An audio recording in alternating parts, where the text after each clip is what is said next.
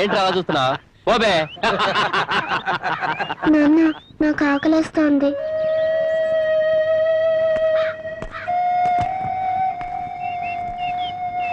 నువ్వు కూర్చోమ్మా, నేను తీసుకొస్తాను. ఈ 2 అరటిపళ్ళు ఎంత? ₹1 అండి. ఏయ్, ఆ పళ్ళు మాకు కావాలి. ఎంత పొగర్రా వీడికి.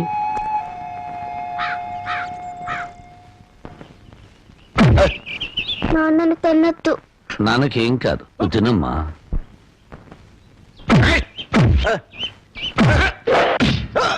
నువ్వు తినమ్మా, నువ్వు తింతల్లి.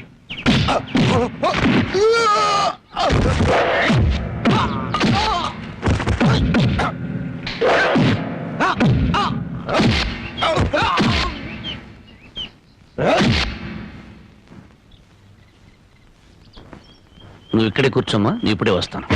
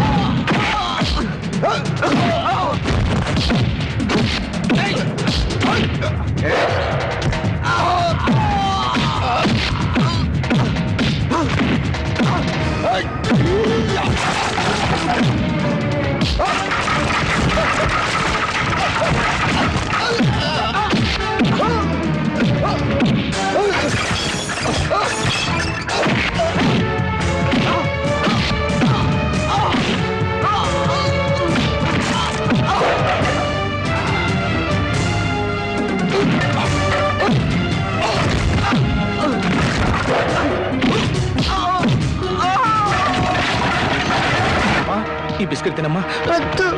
ఈ చాక్లెట్ తినమ్మా. వద్దు.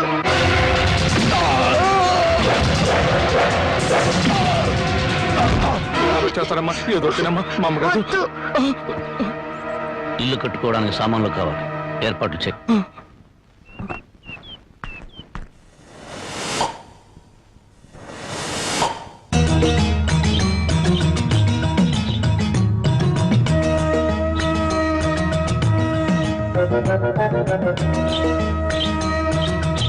ఏంట్రా మనుషులందరూ కింద నడుస్తుంటే అమ్మాయి ఇళ్లపై నడుస్తుంది కోతిలా? గట్టిగా అరవకు, పళ్ళు రాలిపోతాయి. అంత ముదురా? మామూలు ముదురు కదరా, మహాముదురు. పైగా మా గ్రామ పెద్దగారు అమ్మాయి, ఈ ఊళ్ళో పట్నం వెళ్ళి చదువుకొచ్చిన ఏకైక ఆడపిల్ల.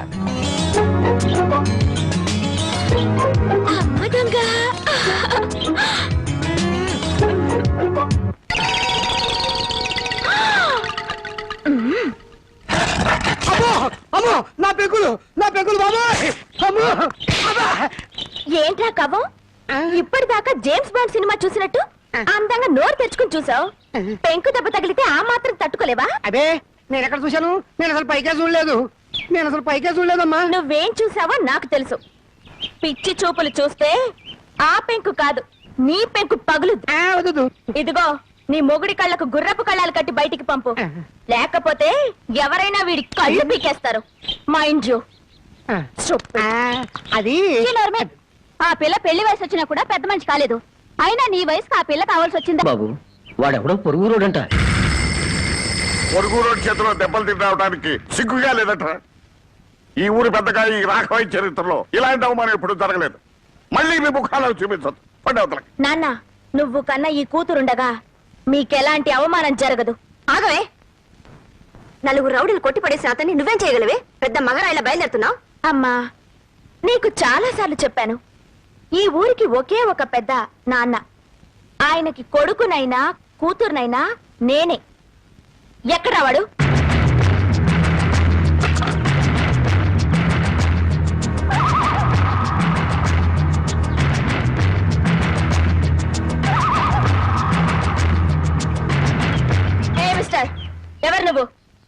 ఏ హీరో ఏంటా లుక్? మా ఊరొచ్చి మా వాళ్ళని కొట్టి మా అనుమతి లేకుండా పాక వేస్తున్నావంటే ఎంత పొగర్రా నీకు? చెప్పు, సమాధానం చెప్పు. చెప్తావా లేదా?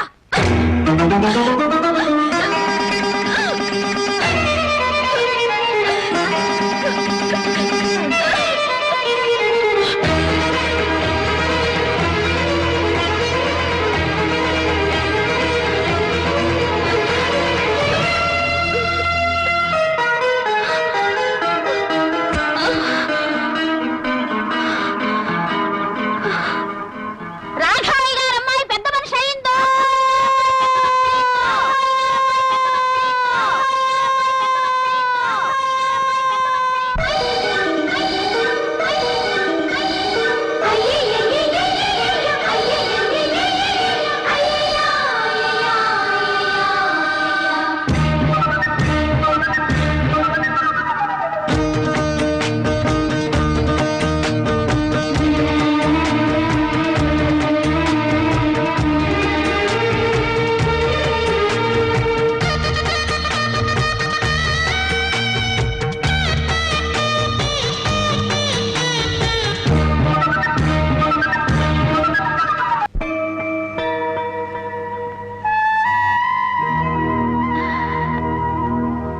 పాపా, ఓ పాపా, బయటికి రా.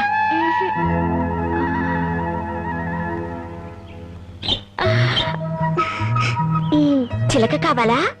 కావాలి. అయితే బయటికి రా. అయితే బయటికి రా. బయటికి రా.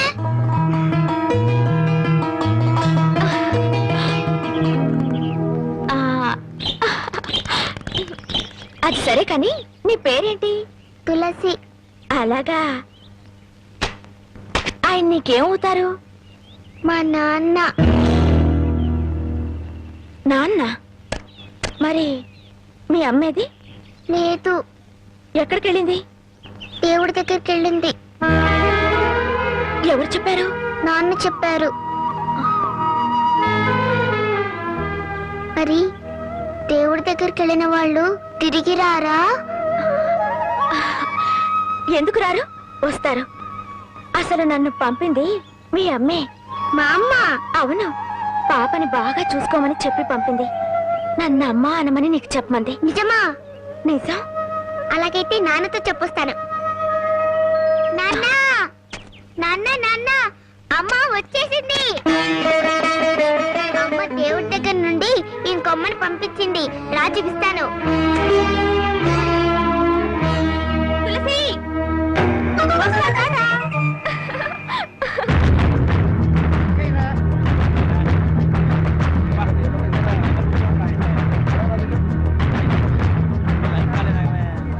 తులసి, తులసి, మీ అమ్మను చంపిన వాడు వీళ్ళలో ఉన్నాడేమో చూడమ్మా. లేడు.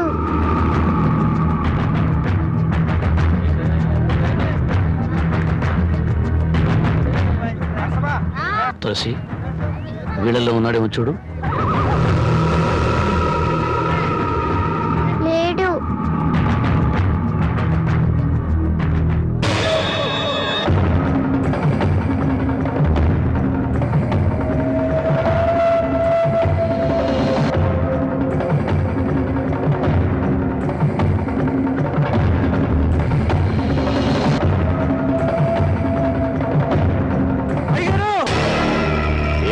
అయ్యగారు అయ్యగారు, రాంబాబు గారు ఈ ఊర్లోనే తిరుగుతున్నాడు. నువ్వు బాగా చూసావా? బాగా చూశారయ్యా, అనుమానమే లేదు. కూతురు ఎత్తుకుని ఊరంతా తిరుగుతున్నాడు. ప్రతి వాళ్ళని చూపించి ఏదేదో అడుగుతున్నాడు. ఏమడుగుతాడు? మీ అమ్మని చంపింది ఎవరు అని అడుగుతాడు. ప్రతి వాడిని చూపించి వీడేనా అని అడుగుతాడు. వాడి పెళ్ళాన్ని చంపుతున్నప్పుడు చూసిన ఒకే ఒక సాక్షి వాడి కూతురు. ఆ రోజే దాని గొంతు పిచ్చికేసుంటే చిన్న పాముని పెద్ద కర్రతో కొట్టినట్టుండేది. సమయం చూసి దాన్ని లేపేస్తే ఆ రాంబాబు గారు నన్ను ఏమీ చెయ్యలేడు. ఏమిట్రా ఏమిట్రా నువ్వు చెప్పేది నిజమా? మన ఊరు వచ్చి మన వాళ్ళందరినీ కొట్టి ఊరు బయట గుడి చేసుకున్నది వాడా? అవునయ్యా, నా కళ్ళారా చూసానండయ్యా. వాడు మళ్ళీ మన ఊళ్ళోకి ఎందుకు వచ్చినట్టు? చూడండి, ఊళ్ళో వాళ్ళందరికీ నా మాటగా చెప్పండి. వాడికి ఈ ఊళ్ళో తినడానికి తిండి, తాగడానికి నీళ్లే కాదు, పీల్చడానికి గాలి కూడా దొరకకూడదు. నాకు 10 ఇడ్లీ పార్సల్ ఇవ్వండి. మా ఊరి పెద్ద రాఘవయ్య గారు మీకేమీ ఇవ్వద్దని కట్టుదిట్టం చేశారు. నన్ను క్షమించండి అయ్యా. 2 కిలోలు బియ్యం ఇవ్వండి. మీకేమైనా సరుకులమ్మని తెలిస్తే ఆ రాఘవయ్య గారు మరుక్షణమే నా కొట్టు లేపేస్తారయ్యా.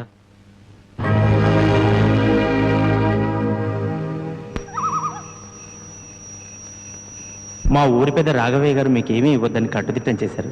నన్ను క్షమించండి అయ్యా. మీకేమైనా సరుకులమ్మని తెలిస్తే ఆ రాఘవయ్య గారు మరుక్షణమే నా కొట్టు లేపేస్తారయ్యా.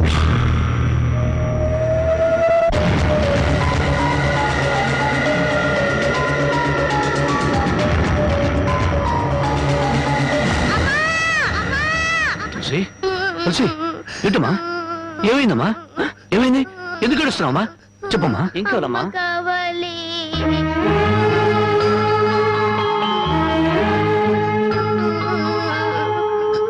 నాన్న, అమ్మ కావాలి. అమ్మ పాడిన పాట కావాలి.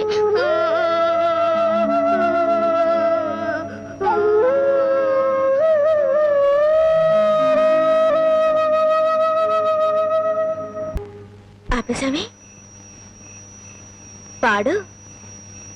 పాట పాడితే మనసు చల్లబడుతుంది కానీ కడుపు చల్లబడుతుందా? ఏంటది? అన్నం ఎవరు తెమ్మన్నారు? అడిగితేనే కాని అమ్మైనా పెట్టదంటారు. నేను అమ్మను కాదుగా, అందుకే తెచ్చాను. రామ్మా. అగో, నన్ను ఊరంతా వెలివేశారు తెలుసా? ఈ లోకమంతా వెలివేసినా నేను నీకు తోడుగా ఉంటాను. అంటే నేనెంతో పొగరుగా ఊళ్ళో తిరిగాను. మగాళ్ళని కూడా చూడకుండా అందరినీ కొట్టాను. కానీ నీ దగ్గర ఓడిపోయాను. నీ చేయి తగలగానే రాయిని మనిషినయ్యాను. నేను ఆడపిల్లనని గుర్తు చేసింది నువ్వు. అందుకే నువ్వంటే నాకు ఏదో తెలియని అభిమానం. రామ్మా. ఆగు. ఎక్కడికి వెళ్ళొస్తున్నావు? ఊరంతా కలిసి వెలివేశారే రాంబాబు, అతనింటికి వెళ్ళొస్తున్నాను. నీకు బుద్ధి ఉందా? వాడిని వెలివేయమందే నేను. తెలుసు, ఒక మనిషిని చంపొచ్చు కానీ ఆఖరితో మాత్రం చంపకూడదు. నలభై ఊరందరికీ లేని అభిమానం నీకెందుకే? అతనంటే నాకు ఇష్టం. ఏం కూర్చోవు? ఏమండి, ఆగండి. ఎందుకంత ఆవేశం? నువ్వు తప్పుకో. నేను నరికేవతో మారేస్తాను. మీరేమైనా చేసుకోండి, నా మనసులో మాట చెప్పాను. చెబుతావే, ఎందుకు చెప్పు? అసలు వాడు ఎవడేమిటో నీకు తెలుసా? తెలియదు. మీ అక్క చావుకి కారణం ఎవరో కాదు, వాడే. నడవయ్. నేను మీ అక్కను చెప్పానా? ఎవడా మాట చెప్పింది? మా నాన్న ఎవరు మీ నాన్న? రాఘవయ్య. నువ్వు రాఘవయ్య కూతురువా? ఈ సంగతి ముందే తెలుసుంటే దగ్గర కూడా రానిచ్చేవాడిని కాదు. నీ ముఖం కూడా చూసేవాడిని కాదు. వెళ్ళి నుంచి. ఏ, మా నాన్న నీకన్నా దుర్మార్గుడా? అవును, డబ్బుందన్న మదంతో, అంతస్తులున్నాయన అహంతో మీ అక్క మనసుని, మంచితనాన్ని అర్థం చేసుకోలేకపోయాడు మీ నాన్న. గుండెల్లో దాచుకోవాల్సిన కూతుర్ని నడిరోడ్డు మీదకి విసిరేశాడు. నేను నమ్మను. నేరం మా నాన్న మీద తోసి తప్పించుకోవాలని చూస్తున్నావా? నీ మనసులో ఏ కుట్ర లేకపోతే మళ్ళీ ఈ ఊరెందుకు వచ్చావు? ఎవరి మీద పగ తీర్చుకోవాలని వచ్చావు? నా మీద, మా నాన్న మీద, లేకపోతే మా కుటుంబం మీద? నేను మానవత్వం ఉన్న మనిషిని. పుట్టినప్పటి నుంచి చివకు కూడా కిడు చేయాలనుకోలేదు. పచ్చని పొలాల మధ్య, పల్లెటూరి అమాయకత్వంతో, కల్లా కపటాలకి చోట్లేని మనుషుల మధ్య అల్లరి చేస్తూ ఆనందంగా తిరిగే జీవితం నాది.